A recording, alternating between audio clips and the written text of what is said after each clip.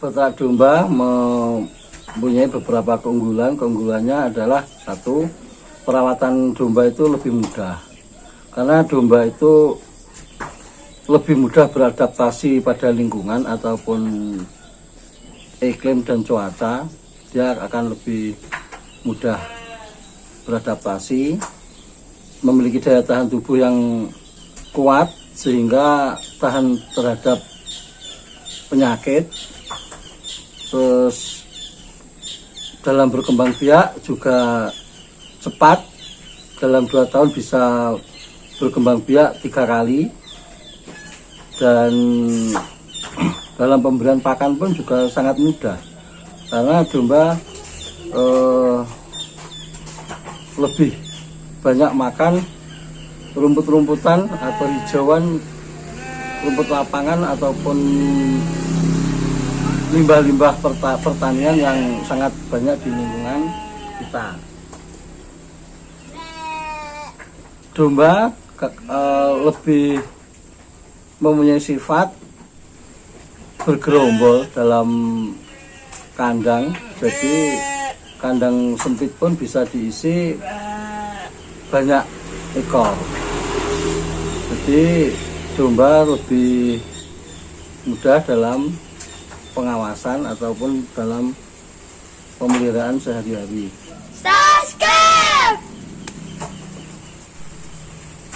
Dan saat ini domba itu lebih banyak diminati oleh pecinta daging domba, karena teksturnya daging domba itu lebih empuk, karena lemaknya lemak jenuh, jadi tidak berpotensi kebanyakan menjadi hipertensi. Dan domba saat ini banyak yang diekspor ke luar negeri, ke Brunei Darussalam, ke Turki dan beberapa negara lain. Karena di Indonesia sendiri pun domba saat ini juga kebutuhannya juga sangat banyak, tapi untuk peternaknya masih kurang. Jadi peluang untuk ternak domba itu sangat menjanjikan sekali. Sisi kemudahan perawatan domba, domba itu dia mudah adaptasi, dalam arti ditaruh di kandang yang seperti apapun domba itu akan bisa hidup, karena dia mudah adaptasi. Kandang yang sangat kotor pun domba itu kekuatan daya tahan tubuhnya kuat, sehingga domba itu kalau di tingkat peternak petani yang di kampung itu kebanyakan kandangnya kandang yang deprok atau kandang yang di tanah, sehingga sisa-sisa makanan akan menjadi bertumpuk-tumpuk dan menjadi alas untuk tidur juga. Kalau di kandang panggung otomatis domba akan menjadi bersih karena kotorannya langsung jatuh ke bawah. Domba itu lebih bersifat, kalau dia makan makanan yang mengandung racun itu dia bisa mengukurnya sendiri. Jadi kalau kita kasih makanan yang sekiranya dia akan membahayakan dirinya, dia akan mundur dan dia tidak akan dimakan. Jadi sehingga anti nutrisinya tinggi. Jadi domba itu tidak, kalau makanan yang disajikan itu kira-kira beracun, dia akan makan sedikit, setelah merasa pusing atau bagaimana dia akan mundur dan dia tidak akan makan lagi. Dalam kemudahan pakan, domba itu sangat mudah beradaptasi dalam hal pakan juga. Jadi pakan yang diberikan atau kita dalam istilahnya fermentasi, silase ataupun hay itu sangat mudah untuk diberikan pada domba, karena domba itu lebih sifat makannya itu lebih rakus atau memang lebih mudah dalam makan, sehingga adaptasinya lebih cepat. Kita dalam memberikan pakan atau membuat stok pakan untuk domba itu lebih mudah, karena apa? Domba itu limbah-limbah pertanian seperti kebun jagung yang kering, kalau yang sudah digiling diberikan pasti mau. Untuk tinta dan macam-macam sekali. Kalau domba itu sangat mudah dalam pemberian pakan. Domba dalam berkembang biak itu sangat mudah karena dalam kandang koloni bisa diisi 20 ekor domba dengan satu pejantan ataupun 30 ekor domba dengan satu pejantan. Dia akan kawin sendiri secara otomatis. Kalau domba betina sudah ekstrus atau datang masa birahi, otomatis domba pejantan akan mengawinnya sendiri. Dan keunggulannya setelah dikawinin dan dirasa itu sudah bunting, domba jantan tidak akan mengawini lagi, jadi aman. Jadi lebih mudah, kita tidak perlu mengawinkan dengan tenaga kita. Jadi cukup kita koloni, kita beri pejantan, kita tinggal nunggu. Kalau memang sudah hamil 3 atau 4 bulan baru kita pisah, kita kandang sendiri, kita pisah dengan pejantan. Domba itu lebih mempunyai sifat keibuan. Jadi domba itu kalau melahirkan, kalau di tempat saya, domba-domba saya jarang menangani domba lahiran itu dalam arti menangani atau melihat langsung, jarang.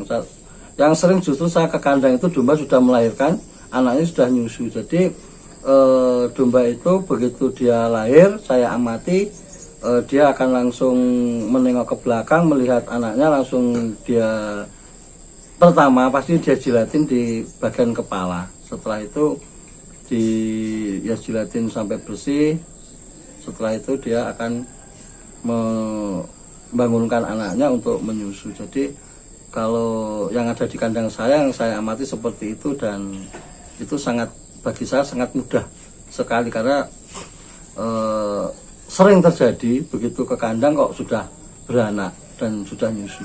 Dan tingkat kematiannya pun juga sangat kecil.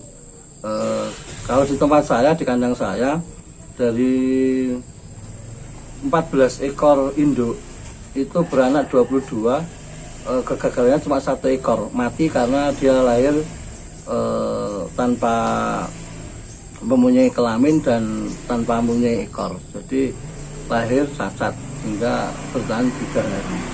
Saya memiliki induk domba 18 ekor.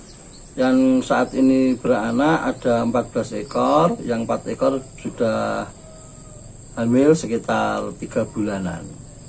Dan saya juga punya penggemukan atau fattening dalam satu kandang ini perawatan. Dari 14 ekor yang tahap kedua ini beranak 21 ekor. Kalau untuk breeding saya memakai pakan kering juga ada. Kalau kita tidak sempat ngarit atau kita juga pakannya semua pakan kering. Kalau kita sempat ngarit kita campur.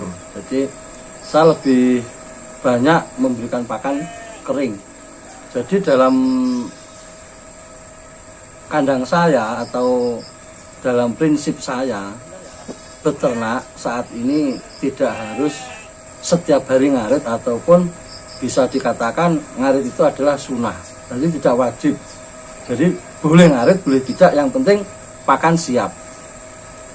Dalam arti pakan siap, kita harus sebelumnya juga harus mempunyai simpanan atau bank pakan. Kalau saya di sini saya pakai kangkung kering, saya pakai limbah pertanian seperti tebon dan rendeng kedelai atau tinten.